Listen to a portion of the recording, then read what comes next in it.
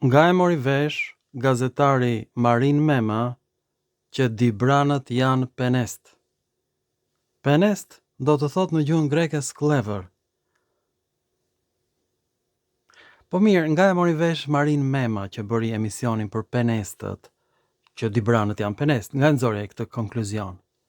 E pra në intervistë aty del drejtori i arkeologjisë nga Dibra, Adem Bunguri, që ka mbaruar Universitetin Luigi Gurakuqi, që nuk di as latinisht as greqisht, dhe i thot gazetarit Marin Mema, dhe jo vetëm atij, ai ka dalë në disa emisione të ndryshme, televizive dhe në disa stacione shumë krenar për origjinën peneste të Dibranëve.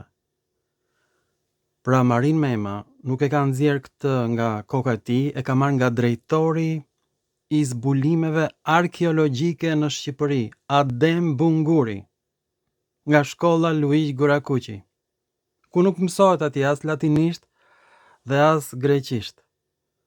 Pra si është bërë ai drejtor i studimeve arkeologjike të dashur shqiptar.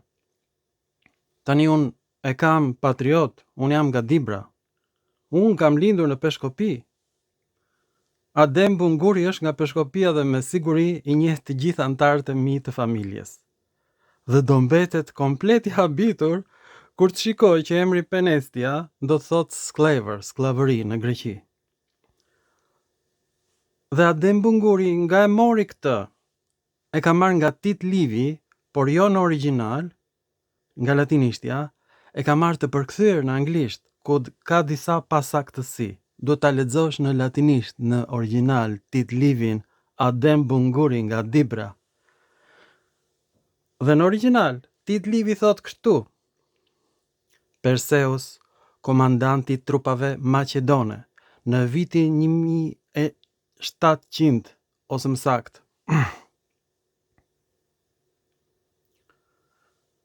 dhe pikërisht Tit Livi në veprën e tij për ilirët, lufta e tretë maqedone romake, deklaron se në vitin 170 para Krishtit, mbreti i Maqedonisë, Perseus, duke parë rrezikun romak dhe faktin që mbreti i Genthios, emri të cilit vjen nga gjuha e Korinthit, që do thotë i lindur, Genthios, në gjuhën greke.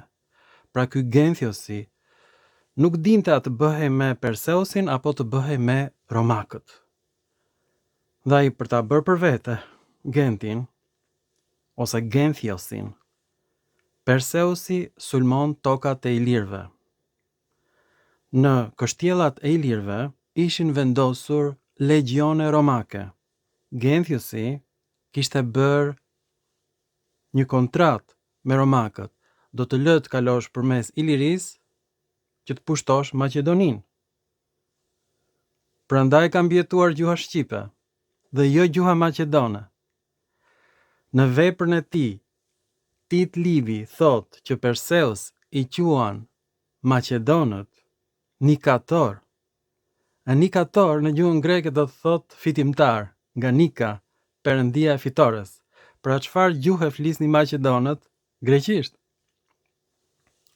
Maqedonët sulmojnë qytetet ilire dhe sidomos shkatrojnë Uskanën komplete, djegin, dhe i shesin banorët e Uskanës dhe legjionet romake që ishin brenda qytetit i marrin robër dhe i shesin në Thesalonika, në Greqi. O Adem Bunguri, o shpirt nga Dibra, o patriot im i dashur. I shesin pra si sklever në Penestia, dhe në fjalorin e Bizantit, Penestia është në luginën e Thesalonikas, atje ku ishin pellazgët, robrit e luftës ishin pellazgët.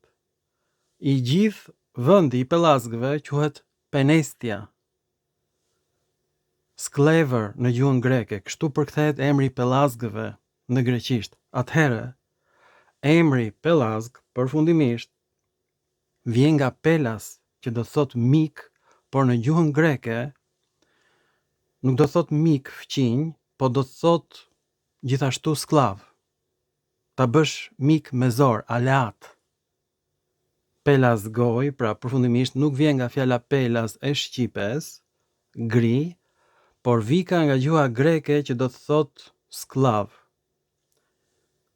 Pelasgët ishin sklever dhe kishte dy emra, Pelasgia dhe Penestia, që të dyja kanë kuptimin sklavëri në greqisht, dhe Thessalonika ishte vendi ku shiteshin skleverit. Ishte tregu më i madh i skleverëve mbas Korinthit, sipas Bizantit. Penestia.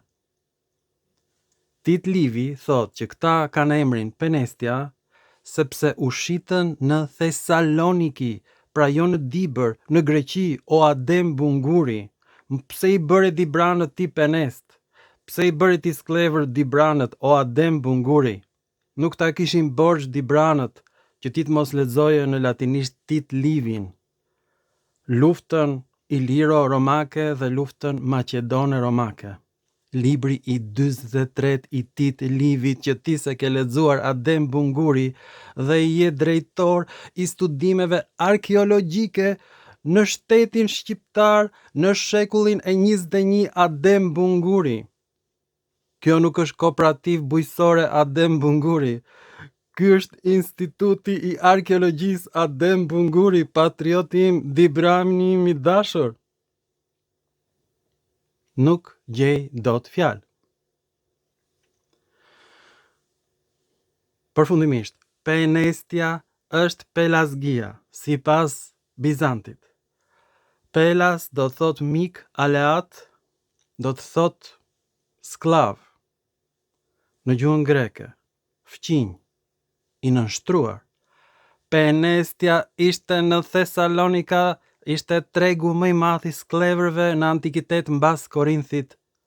Adem Bunguri dhe Marin Mema që dëgjon Adem Bungurin. Ky është Tmer. Tmer.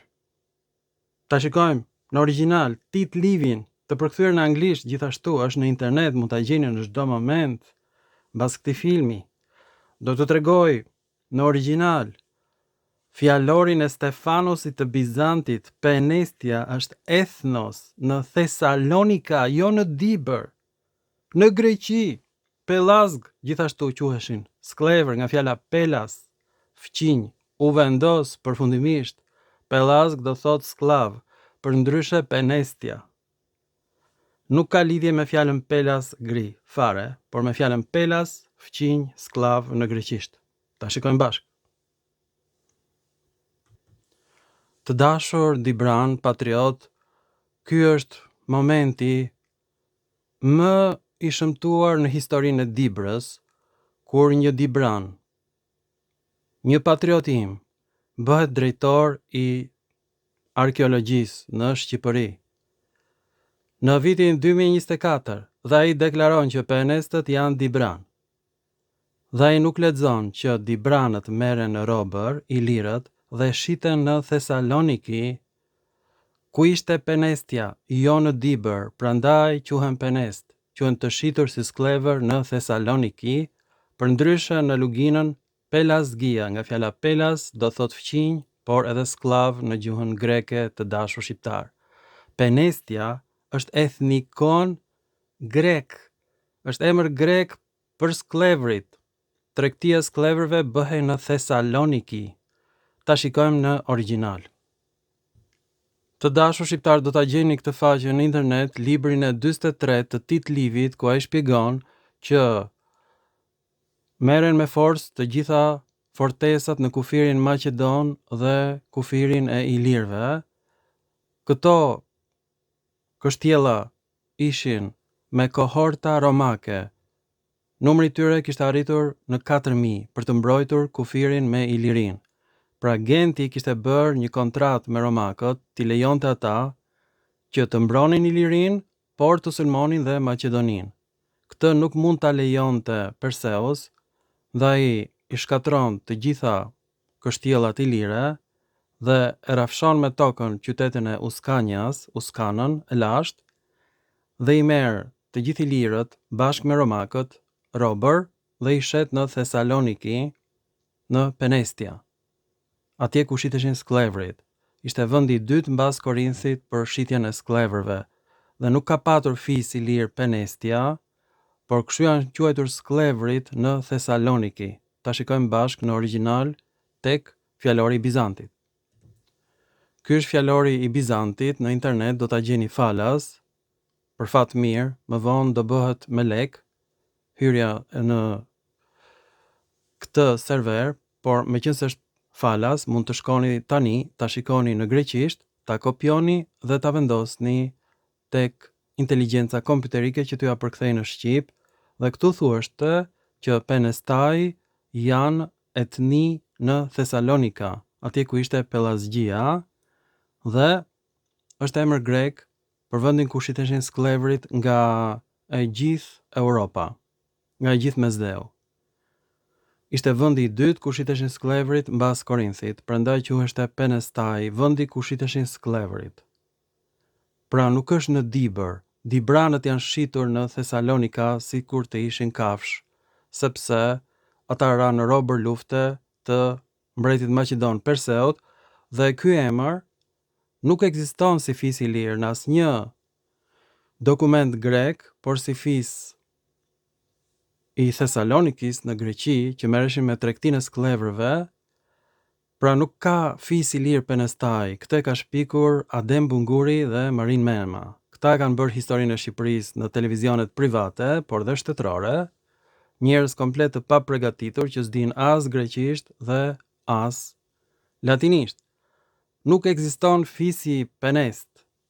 Nuk ka fis i lirë Penest. Ilirët u shitën si sklever dhe marrin emrin Penest. Ndërkohë që në librat të botuar nga Akademia e Shkencave të Shqipërisë, Penestët quhen fisi më i madh i lirë të dashur shqiptar, dhe këtu futet Dibra e Madhe, Dibra e Vogël, një pjesë e Dardanis, dhe pjesa qendrore e Shqipërisë quhen Penestai sipas Akademisë së Shkencave të Shqipërisë. Pra, asnjë akademik shqiptar, jo vetëm Adem Bunguri, por as Neritan Ceka dhe absolutisht as Eqerem Çabej, absolutisht asnjë në botë, asnjë shqiptar i vetëm nuk e ka lexuar asnjëherë as Tit Livin, as Plinin e Vjetër, as Apianin dhe as Enciklopedin e Bizantit. Kur them asnjë, as Kolestopalli, absolutisht, asnjë shqiptar nuk ka lexuar një dokument të vetëm në latinisht ose në greqisht. Pra, historia e Shqipërisë po bëhet nga Marin Mema dhe Adem Bunguri në televizionet private të dashur shqiptar. Deri këtu ka arritur niveli intelektual i shqiptarëve që njerëzit e shitur si sklever në Thesaloniki e bëjnë fis i lirë. Aq shumë u tmerrova, e pa dhe filmin vetë, se kam redaktuar fare, sa që nga tronditja madhe thash është viti 1700 para Erëson, është viti 170 para Erëson, para Krishtit. Është një ngjarje e freskët, pak përpara se sa të vinin gotët në Shqipëri, dhe nuk ka fis Penest në Dibër, as në Shqipëri. Dibranët u shitën si sklever në Thesaloniki. Tregtia më e madhe sklevrëve bëhej atje mbas Korinthit. Grekët kanë bler ilirët si sklever dhe ju kanë vënë emrin atyre Penestai, sklever. Nuk ka fis i lirë Penestai, do thot sklavëri në greqisht. Ky është zbulimi im. Pa jo që më tmerron më shumë është se as Majri, as Jokli, as Pederseni, as një antar i Akademisë Austriake nuk e ka vënë re këtë gjë. Pra si do ta vinte re Adem Bunguri, nuk është faji i tij. Ose mund ta lexoj tani, do t'ja dërgoj poshtë filmit ku ta lexoj Adem Bunguri, Marin Mema, Eleni Kocaçi, Neritan Ceka, sepse ne jemi bër populli Kocaçi. Na ka rënë sëmundja e Pelazgjis. Marrim emra grek dhe ju kam i vënë atyre Ilirët nuk e kanë ditur që kanë emrin Penestai, Dibranët janë shitur si sklever. Është një lloj sikur grekët na thonë neve turq, sepse ne u pushtuam nga Turqia, por edhe Greqia u pushtua nga Turqia. Pse si thon ata vetes turq? Në internet, shqiptarët quhen turq nga grekët. Kur ne flasim një gjuhë indo-europiane, e vërtetuar nga Akademia Austriake. Pra këtë gjë që po bëjnë shqiptarët tani me ne, na thonë neve turq, këtë kanë bërë grekët kur morën skleverit nga Dibra dhe i quajtën Penest. Të gjitha emrat e fisëve lire janë greke, kuptuat apo jo? Por janë emra egzonime të jashtëm. Grekët na i ka vënë neve sikur ja kanë vënë kafshëve, sepse ne jemi shitur si sklever në Thesaloniki dhe shqiptarët e sotëm po shiten vetë me dëshirë në Greqi, po ndrojnë emrat. Ky shqiptari, do më thënë është mendësia e Penestit, e kuptoni apo çfarë shqiptari? Që ta kuptojmë, drejtori i arkeologjisë nuk ka lexuar asnjë vepër të autorëve latin ose grek ose një autor i lashtë, asnjë të vetëm. Por jo ai, por asnjë nga anëtarët e Akademisë së Shkencave të Shqipërisë nuk ka lexuar absolutisht asnjë autor latin ose grek. Që ta kuptoj që Thessalonika kishte një lugin që quheshin ose Pelasgia skleverit, nga Pelas fqinj, ose Penestai, pra ishte vendi ku shiteshin skleverit. Si në Korinth, një lloj. Edhe Korinthi ashtu ka qenë vendi ku shiteshin skleverit. Prandaj u pasërua Greqia duke shitur ilirët dhe duke i blerë si kafsh. Pra atë që na kanë bërë grekët neve në vitin 170 para Rëson, na kanë blerë si kafsh nga Maqedonët, që flisin greqisht. Pra Aleksandri i Madh nuk është shqiptar, siç thot Eleni Kocaqi. Por gjë më të mërshme është se këtë po e bëjnë dhe tani, po na thonë neve turq, sepse ne u pushtuam nga Turqia. E kuptoni çfarë po ndodh, apo jo? I njëjta gjës, historia përsërit vetveten. Grekët ne gjithmonë na kanë trajtuar në mënyrë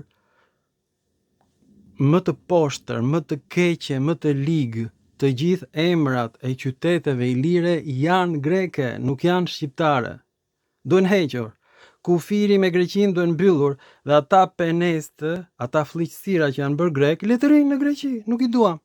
Ta mbyllim kufirin me një herë. Të mbyllen të gjitha qendrat arkeologjike me një herë. Shqipëria ka qenë e pushtuar nga Maqedonia, more, kuptoni apo jo?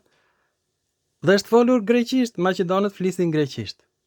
Aleksandri i Madh nuk ishte shqiptar, të dashur Penest, që nuk jeni Penest, por grekët ju thon Penest, sklever.